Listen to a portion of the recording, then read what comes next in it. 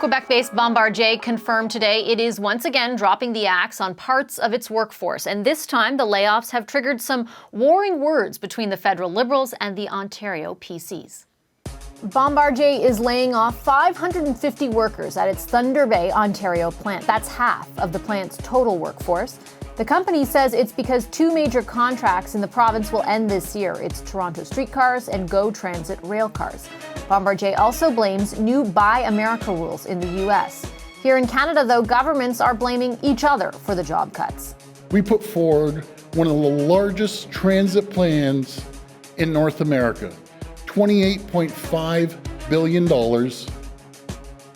and we need the federal government to sign it. They've been sitting on their hands. We haven't heard hide nor hair. And my message to the federal government is, we put our money where our mouth is. Where is their money? They've dragged their heels in terms of opening up streams of infrastructure for all kinds of things across the province, costing people their livelihoods. It's, ironic that this government says that they're for the people when in fact they're inaction. They're playing politics with, money that's on the table is actually leading now to concrete losses in people's lives. Bombardier says it reached out to all levels of government before making this decision because to save jobs, it needs more orders. The company has been downsizing its staff for years in the wake of falling profits. That's despite receiving more than an estimated $4 billion in taxpayer money since 1966. So which government should wear these job losses, or is it the company that's to blame? And can something still be done to prevent more layoffs, or even these ones? Joining me from Toronto, Marco Mendicino is Parliamentary Secretary to the Minister of Infrastructure. Over in Edmonton, Matt Genereux is the Conservatives' infrastructure critic. And in Windsor, Tracy Ramsey is the NDP's Labour critic. Hi to all three of you. Thanks for making time for us. Really appreciate it. Hi, Vashi. Mr. Mendicino, I'm going to start with you. The company said these layoffs were likely coming as of April. They were issuing some warning signs, essentially. What did your government do to stop them from happening? Well, first, I think our thoughts have to go out to the impacted workers, the 550 employees in Thunder Bay who work for Bombardier. I think we've got to be squarely focused at supporting them, and this government's got a proven track record when it comes to supporting other workers. Over $5.5 billion for the auto sector when we successfully renegotiated NAFTA, over $2 billion in the steel and aluminum sector when we successfully had those tariffs lifted. And when it comes to building transit in Ontario, we've got over $8 billion allocated for that sector. Now, the facts are these. The Minister of Infrastructure, François-Philippe Champagne, wrote and engaged the provincial government and his counterparts on multiple occasions, begging, in fact, pleading them to come to the table with a serious plan. We haven't seen that yet. What we got is a two-page outline, and when you compare that to what we've seen in other jurisdictions where we've been able to build transformative projects, is evidenced credible costing. We don't see that here, nor do we see uniform municipal leadership and support for this kind of project. Let me ask you, though, because the province is saying that, I know the letter you're referring to, I've interviewed Minister Champagne as well as the former provincial infrastructure minister on that as well. The province is saying that in the past there have been projects, for example, in Vancouver or in Montreal, where the federal government has provisionally agreed to supply big chunks of cash for huge infrastructure projects in places like those that I mentioned, and then the details followed. Is that not a consideration here, given what we're seeing? Sure it is, but let's take Vancouver, where they submitted a 400-page proposal, which would be commensurate with the kind of investment and partnership that you want at the federal level.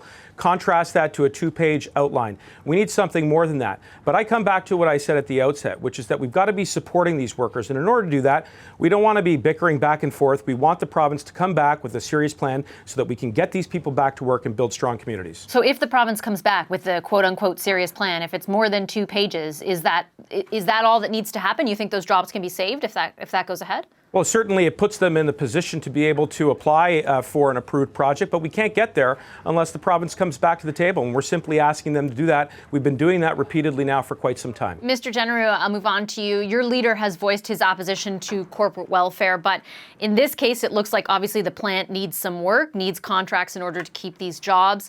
Does the government need to step in here? First of all, Vashi, I want to echo the comments earlier. There's 550 employees, but not just the employees that have lost their jobs. This impacts their families, but also the city of Thunder Bay. I've been to Thunder Bay. It's a resilient and hardworking Canadians live there, and to see these jobs leave there is just devastating for their community. To answer your question and to Marco's point, it's a bit rich saying that he wants to stop bickering with the provinces, yet every turn Justin Trudeau seems to attack yet another province. Just this week he was attacking the premiers getting together here in Calgary. So at the end of the day, this is something that the Prime Minister has to wear, and I'd throw it back at Marco. Why do we continue to attack the provinces? Why aren't we partners in the province? Because really at the end of the day, there's only one taxpayer in this country. But do you think, to my original question, which is, do you think the government needs to either be supplying some kind of contract or aiding this company yet again in order to save these jobs? What would your party do if they were in power to save these 550 jobs? Andrew Scheer's coming out with his infrastructure policy, I think within the matter of a month for us to be able to explain in detail what we would do in the election. However, what I want to point to what the Parliamentary Budget Officer just recently said, that there's unfortunately a lot of these provinces aren't even funding the infrastructure that's necessary because it's been so screwed up in terms of chaos at the federal level that the money's not going to these provinces. So I'd certainly feel bad for the families in Thunder Bay, but this is a systemic problem that this government has, and there just isn't money flowing out the door at the end of the day. So for Marco to say that they're going to be partners with the provinces is just, it's not factual, and they haven't shown any evidence of that up to this point. Ms. Ramsey, your party has also obviously vocalized opposition to the idea of corporate handouts. What would your party do if in power to save these jobs? Well, first of all, my heart does go out to all of the families in Thunder Bay that are receiving this news, the Unifor brothers and sisters there, a very, working class town, much like Windsor is, where I'm sitting right now. But we've seen this, right? We've seen these jobs bleeding out of our country, whether it's from Oshawa, whether it's from Windsor here, or now in Thunder Bay. We have no manufacturing strategy. You have labor, you have industry, you have everyone begging the government, whether it was the Conservatives before or the Liberals now, to do something, to get a strategy in place. They haven't done that. Now today they want to sit and point fingers at each other and say you're to blame and you're to blame. They both knew this is a problem that's been on the table for over a year now, Vashi, and to act as though they didn't know this was coming down and there would be job losses at the end of this is ridiculous. And the working people of Canada have suffered enough. It's time for action. Enough of this pointing fingers. And what Marco's saying about the fact that it wasn't a good enough proposal. These are people's lives. These are jobs that are important to the community of Thunder Bay. Manufacturing jobs are important to communities across southwestern Ontario. And to say that you're playing these political games where you want something more, you need something more, is absurd. You're playing with people's lives. And when you talk about money, Vashi, the problem with the money is that the Liberals and Conservatives give this money away with zero strings attached. I want to pick Of course, corporations are going to walk out the door. And when there are no jobs attached, when communities don't have any, impact and they aren't being considered, when you hand that money to them with no strings, what corporation is going to continue to stay and build in Canada when you're not, frankly, asking them to? Mr. Mendocino, I want to ask that because regardless of the dynamics between the federal government and the provincial government in Ontario, your government, as well as the previous government, has loaned money to Bombardier. Were there any strings attached to the loan? I mean, I think a lot of Canadians are watching this thinking, gosh, we gave them, a loan with taxpayers' money, and now Canadians are losing their jobs. What do you say to those Canadians? Well, on the expectation that there would be an ongoing commitment to continue to build the next generation of transit, and we've seen that not only in the transit sector, but in the aerospace sector, and the return on that investment is to see, relatively speaking, good growth. That's not an answer. Having said that, I do appreciate the advocacy that Tracy brings on behalf of Labour. We brought Labour to the table to ensure that we could renegotiate NAFTA, something which her hometown of Windsor, an area of the Why are you talking about NAFTA province. when we're talking about why is, sorry, just let me interrupt for a province. second, Mr. Mendocino. Why is a company that is receiving help from Canadians through vis-a-vis taxpayer dollars allowed to cut Canadian jobs? Because there's a strong precedent for partnership between the public sector and the private sector. And we don't only see that in North America, we see that in Europe. So if we want to continue to remain competitive, obviously you need the two sides of the ledger to be working together. But that doesn't detract from the difficult day that is today. And we want to support these workers. We will support these workers, as we have done, as I said, in the auto sector, which have benefited the constituents in Tracy's writing, as well as the steel and aluminum sector, which has benefited the constituents and the good people in Northern Ontario. Mr. Genereux, your party, when they were in government, also gave money to, in the form of loans to this company. Did you ever secure any commitment not to cut Canadian jobs? Can you tell an election's around the corner here, Vashi, with the back and forth between these two?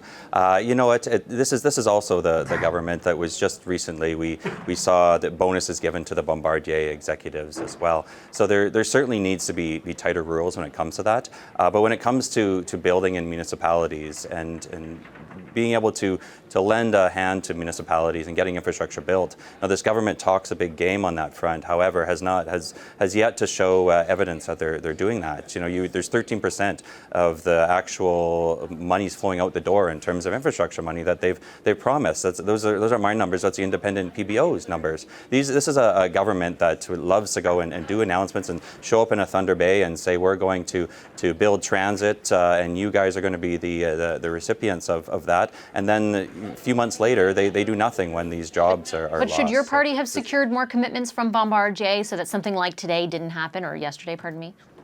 Well, you know, I'm glad you bring it up, Vashi, because at the end of the day, you know, we're coming into the election here, and there's going to be a comprehensive policy that Andrew Scheer is going to put out. But the one major component of that we've already announced in terms of these sorts of projects is that there's municipalities are going to have a seat at that table, which they've been told now that they have a seat, but they don't under this Liberal government. Waiting for that project even longer than we waited for the non-climate change action. Final word to Ms. Ramsey. Sorry, I'm running out of time. Final word to you, Ms. Ramsey. The Champlain Bridge, Marco. What you didn't get there, Vashi, was an answer. You didn't get an answer from Marco, and you didn't get an answer from Mr. Genereux on whether or not they would put strings attached to money, or whether, in fact, they have, because the answer is they have not.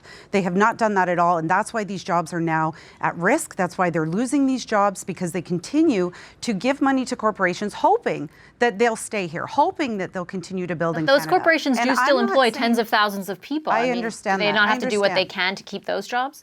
Of course, but they certainly, when you're talking about public money and you're giving public money out, you have to make sure that jobs will stay in communities, that the business footprint will stay here in Canada, and neither the Liberals or Conservatives have done that. And I want to talk about VIA. The Liberals let that contract go to Siemens, go to a German company, go out of our country, when that work could have gone to Bombardier. So the governments of Conservatives and Liberals have completely failed when it comes to manufacturing. And I want to go back to the policy, because this is something that's been asked for from Labour, from the associations, from the manufacturers themselves. Over and over, they have gone and begged for a comprehensive manufacturing strategy and been rejected. So this isn't about it being an election year. This is about the fact that people's livelihoods and their communities are being negatively impacted as we continue to bleed manufacturing jobs out of our country without a plan. Okay, I'm out of time. I have to go. Thank you very much to all three of you. Thanks to Marco Mendocino, Matt Genereux, and Tracy Ramsey. There's, complete confusion in the province of Ontario in terms of what they're actually proposing. And my message to the federal government is, we put our money where our mouth is.